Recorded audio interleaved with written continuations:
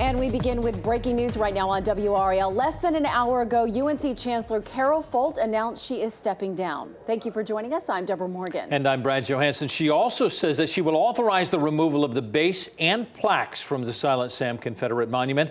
WRAL's Sarah Kruger joins us live from Chapel Hill with the very latest details. Sarah?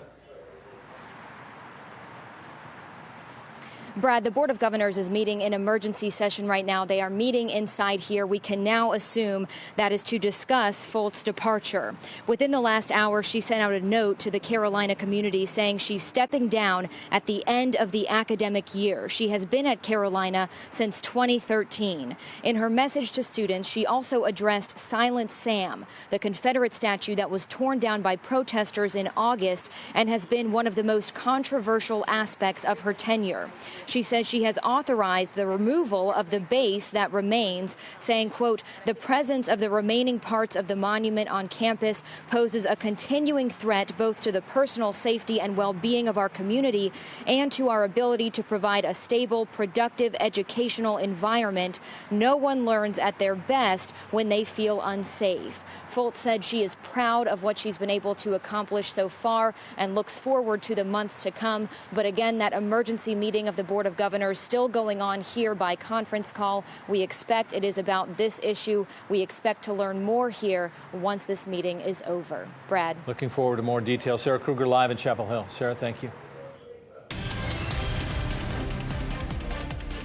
Tonight, whistleblowers who say they've been caught in the staffing shakeup at the Wake County Sheriff's Office. Two deputies say they were fired for calling out a supervisor's homophobic comments. WRAL Investigates' Cullen Browder is now here with the rest of the story. Cullen? Well, Brad and Deborah, that supervisor was demoted under the former sheriff, but has now been promoted under the new sheriff. We've reported that Sheriff Gerald Baker has a broad authority to hire and fire. Well, tonight, WRAL Investigates talks to two fired deputies who feel they were unfairly targeted for telling the truth. And he fired me fired both of us the Friday before Christmas. I didn't enjoy that Christmas. Former Master Deputies Grace Spate and Stephen Williamson don't believe their firings were fair or part of the natural transition to new Sheriff Gerald Baker. Do you feel your firing was retaliation? Yes, in my heart. I do feel it was retaliation. WRAL Investigates obtained investigative notes regarding 2017 sensitivity training led by then Lieutenant Teddy Patrick. According to the investigation, Patrick signaled to deputies he didn't like gay people, thought being gay was wrong, but he could work with them. These deputies recall Patrick saying if he went to a man's house and that man was wearing a dress, he wouldn't be going inside. It wasn't very professional being a lieutenant and a teacher. He was making statements that were just inappropriate. Spate and Williamson were in one of those classes where Patrick then outed a fellow deputy. Stated that he was homosexual. And I, myself, and a lot of people and my peers and colleagues did not know that. According to the notes in another sensitivity class, Patrick told an Asian employee he bet she was good with chopsticks. You can think anything, but you can't say anything. After word spread of the session, supervisors, including then Sheriff Donnie Harrison, sought out various deputies to recount what was said. I told him that I don't want to get anybody in trouble. You know, but if you ask the question, I'm going to tell the truth. Notes show when Patrick was questioned by superiors, he admitted, quote, I said it and I meant it.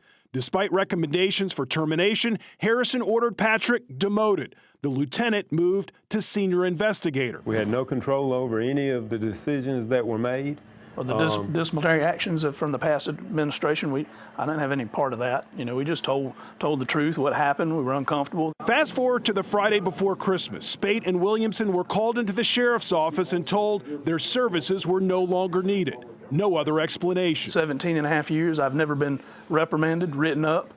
All my evaluations have been impeccable. When Williamson walked out of the office, he says Patrick, who's now been promoted to captain, one of the highest ranking officers in the new administration, was there to escort him to turn in his equipment. It's almost like, you know, it's kind of in your face, you know. Yeah, I'll show you. That's the way it felt. Their careers interrupted, these deputies are now looking for work. I did the right thing. Would I do it again? Yes. Now, we asked to interview Sheriff Baker and Captain Patrick about this situation. The sheriff responded, declined to go on camera, but instead issued the statement, quote, "The training sessions you refer to resulted in action being taken by the former administration. Captain Patrick was promoted to his present position after a thorough review of his work history, including the training session comments and their context and purpose. Personnel changes, whether they are reassignments, demotions, or terminations, can be difficult. The changes that have been made and will continue to be made will be done to provide a fair and inclusive environment for all employees of this office." Those fired deputies are now considering their legal options. Tonight at 10 on Fox 50 and 11 on WRAL, how Teddy Patrick challenged his 2017 demotion and the result of that investigation. Brad. Wow, so much more to come on this. Cullen Browder, thanks so much for your reporting. New filings late today in the 9th Congressional District saga, which has become a court battle. Republican Mark Harris has asked the state court system to force election officials to certify him as the winner. In a court filing today, Harris says the state can continue investigating absentee ballot irregularities in his race, but he should be allowed to go to Congress. Democrat Dan McCready's campaign filed its own brief in the case today, saying nothing should be decided until the State Board of Elections finishes its inquiry. The man accused of killing 2 women and an infant in Harnett County was in court today. 24-year-old Kareem Taylor is charged with 3 counts of murder. The bodies of 2 sisters and a 6-month-old child were found in their Sanford home Friday night. The sheriff says that one of the women may have been pregnant. Taylor was arrested Saturday night after investigators got a tip that he was hiding out at a home in Cameron. A man charged with murdering his father made his first court appearance today in Durham. Chivalry Moore was wheeled into court. A search warrant says Moore texted a picture of his father's body to a co-worker saying he had killed him. That led deputies to a home last week where a deputy shot Moore after a 5-hour standoff. Inside, they found 60-year-old Willie Moore dead. It's not clear when he died, but a neighbor told the sheriff's office she hadn't seen him in a month. We have told you about a fundraising site, and many, as a matter of fact, who helped the Raleigh officer shot in the line of duty. Today, we were notified of the official fundraising account established for Officer Charles Ainsworth. Donations can be mailed to the account called the Charles Ainsworth Recovery Fund. The address is 3600 Wake Forest Road, Raleigh, North Carolina, 27609. You can also walk into any state employees credit union and make a direct deposit to the fund. Lemurs could be the solution to breakthrough medical research. Coming up, we show you Duke University's Lemur Center and how they're using the animals to learn more about Alzheimer's disease. Plus, 2 people indicted in a Russian crime scheme in Raleigh appear in front of a judge. Their roles in a larger investigation involving murder for hire and bribery allegations.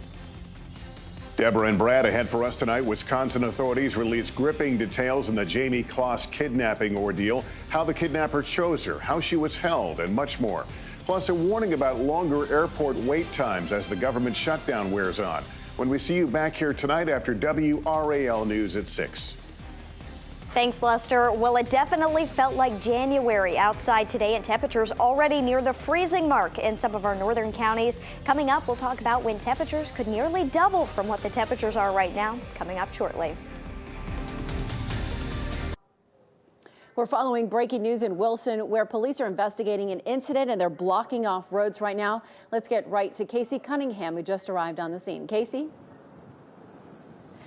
We're on Haynes Road right now, and I just spoke with this Wilson County Sheriff's deputy behind me who tells me they can only tell us there's an accident, some type of an incident or accident in this area. This is what you will typically see, and here you can actually see here a line of sirens coming down a neighboring road here, but I want to pull up video of what we've been seeing, which is state trooper cars going in and out of Haynes Road, speeding by very quickly. We captured this video as soon as we arrived here on the scene. I also want to take you to another view from above from Sky 5. You can see, again, that line of blue lights. We don't have a lot of information right now. All we've been told right now is that there is an incident involving a law enforcement officer. We don't know from which agency or which department, and we don't have a lot of information other than that. But this deputy out here tells me there's some kind of an incident out here.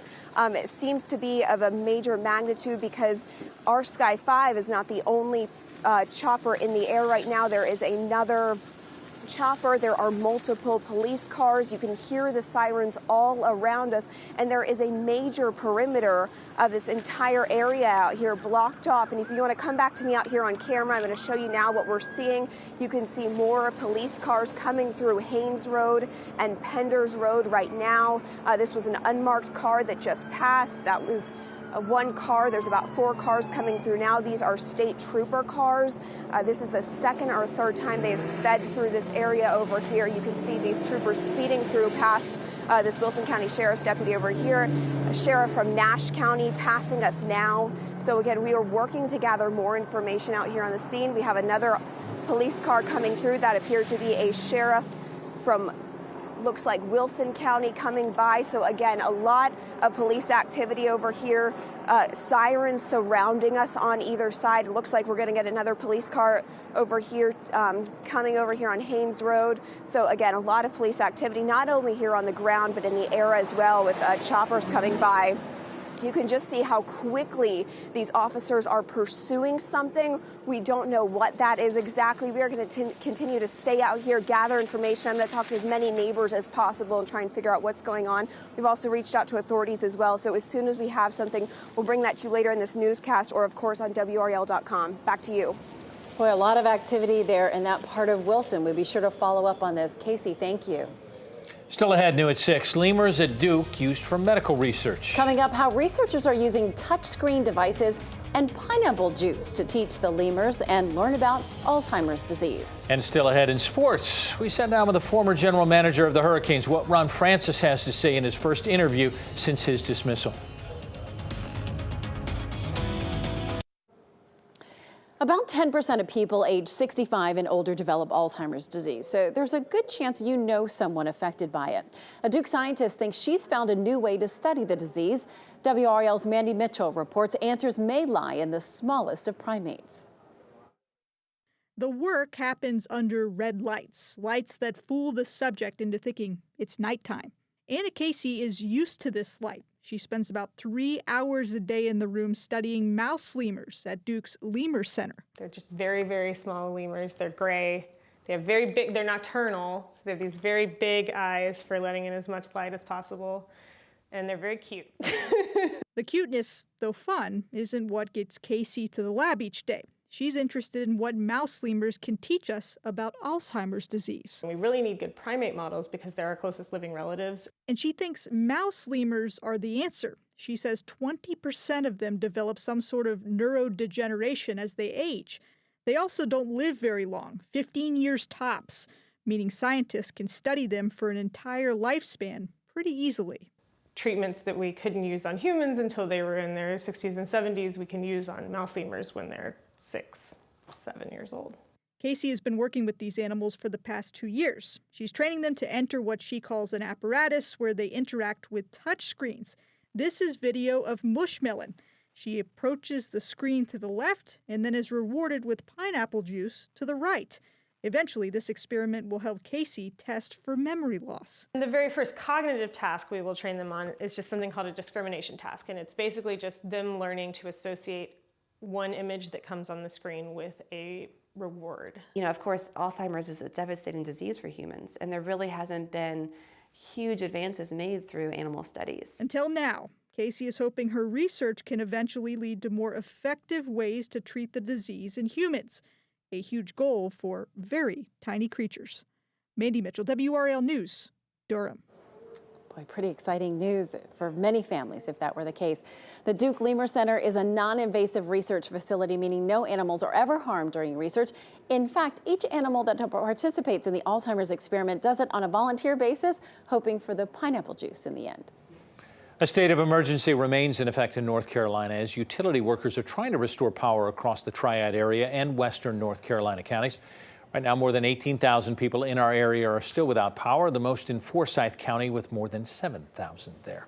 So our part of North Carolina really lucked out with that system. Right, I'm from that area. I'm from Winston-Salem, and they got hit the hardest with this storm. So still a lot of family and friends that way without power. They're hoping to have it all restored by tomorrow night. Let's hope that's true. So temperatures are going to be really chilly again tonight. So we can hope that they get that power restored there and in the North Carolina mountains tonight as well. Temperatures will fall quickly. We are already in the 30s across the triangle right now. High temperatures today only in the lower 40s. 41 degrees was our official high today at RDU. That's about 10 degrees below normal for this time of year, but a warm up is in sight. By Friday, high temperatures in the upper 50s to lower 60s. Temperatures will climb above normal by the end of the work week. So something to look forward to if you are a fan of the warmer weather. It is going to be a cold night outside. Grab the winter coat, the gloves, the hat, the scarf. You are going to want it all, especially in South Hill tonight. Temperatures in South Hill already in the 30s, and today's temperature trend really bottomed out at 31 degrees around 5:45 this morning. Our official high was 41. You can see throughout the day temperatures just stayed cold.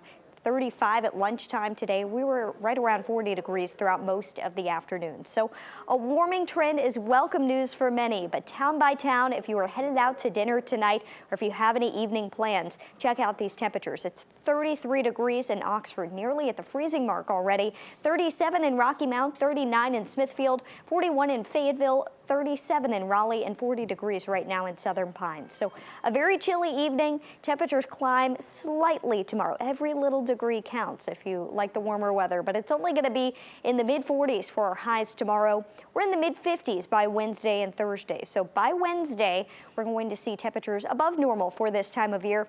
And by the end of the week and into the weekend, warmer temperatures return to the forecast, but you will definitely need to enjoy the warm up while you can, because by the end of the weekend and into early next week, it looks like the coldest air we have seen so far this season will move in, and it will move in quickly. Below normal temperatures forecast for most of the central and eastern U.S. throughout early next week. It is going to be a sharp cool down.